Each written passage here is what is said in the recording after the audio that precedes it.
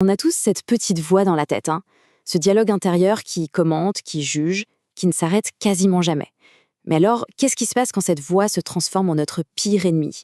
Et surtout, comment est-ce qu'on peut reprendre le contrôle? C'est ce qu'on va voir ensemble. Ah, cette petite phrase, qui ne se l'est jamais dite, honnêtement.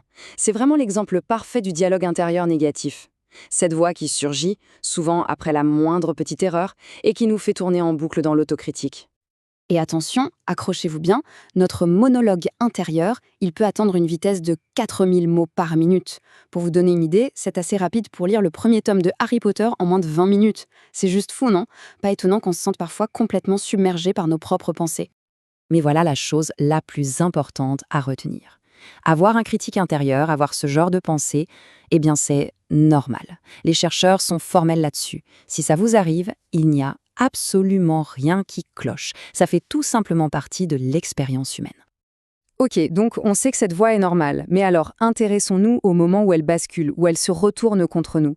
C'est là qu'on entre dans ce que les scientifiques appellent le chatter. Et oui, ce phénomène a un nom, le chatter. Ce n'est pas juste le fait de trop penser. Non, c'est un état mental bien plus spécifique.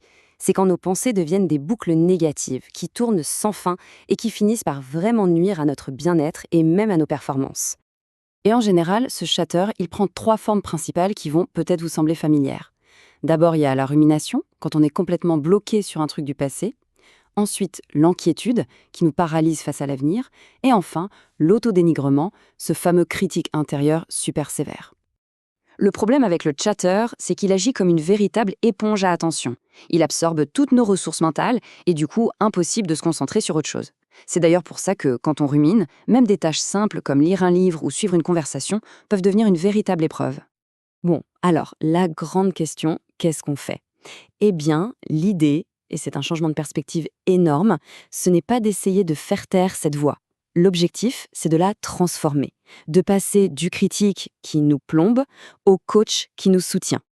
Et ça, le psychologue Ethan Kross le résume parfaitement ici. L'enjeu, ce n'est pas d'arrêter de se parler à soi-même. C'est impossible de toute façon. Le vrai défi, c'est d'apprendre à le faire de manière plus constructive, plus efficace, de transformer cette voix en un véritable allié.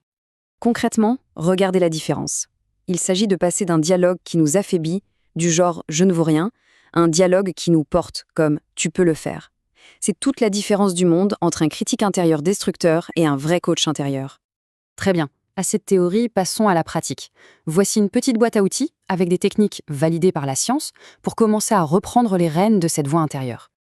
Mais avant ça, un truc super important à garder en tête, il n'existe pas de solution miracle, pas de baguette magique qui fonctionne pour tout le monde à tous les coups. Le but du jeu, c'est de se constituer sa propre boîte à outils personnelle pour piocher le bon instrument au bon moment. Le premier outil est à la fois simple et incroyablement puissant, c'est le dialogue distant. C'est une astuce de langage toute bête, au lieu de dire « je », on se parle en utilisant « tu » ou même son propre prénom. Ça a l'air de rien, mais ça crée une distance psychologique qui aide à voir le problème de façon beaucoup plus objective. Regardez concrètement ce que ça donne. On passe de « je ne peux pas gérer ça », où l'on est submergé par l'émotion, à « allez prénom, tu peux gérer ça ». D'un coup, on change de posture. On n'est plus la victime de la situation, on devient son propre conseiller, son propre coach. Et ça change tout. Deuxième outil, on va jouer avec le temps. C'est le voyage mental. L'idée est simple. Quand on est face à un problème qui semble être une montagne insurmontable, on se projette dans le futur. Comment est-ce que je verrai cette situation dans 1 mois, dans 1 an et dans 5 ans? Souvent, on réalise que son importance va radicalement diminuer. Et ce voyage dans le temps, on peut aussi le faire dans l'autre sens, vers le passé. Se rappeler des défis encore plus grands qu'on a déjà surmontés dans sa vie, ça donne une force incroyable. Ça remet les difficultés actuelles dans un contexte beaucoup plus large et souvent beaucoup plus gérable.